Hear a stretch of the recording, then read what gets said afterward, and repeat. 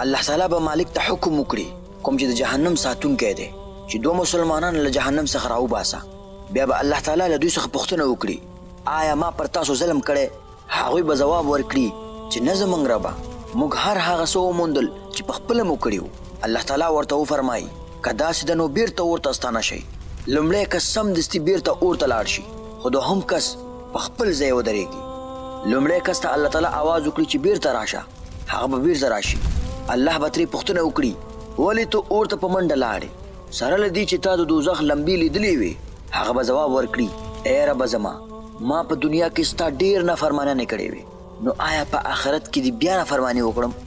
بیا الله تعالی دویم کس ته ووایي آیا تا زما خبره وانه اورېده؟ ولې زما حکم نه منې؟ هغه به ځواب ورکړي ای زما ربه، تا زه له اور راوویستم نو زه یقیني شوم چې ته به بیرته ما اور ته نه واپس کې، ځکه زه ستا په رحمت باندې باوري وم. الله تعالی به وفرمایي زما د رحمت له برکته دواړه جنت ته داخل شئ، ځکه زه تر ټولو رحم کوونکی یم.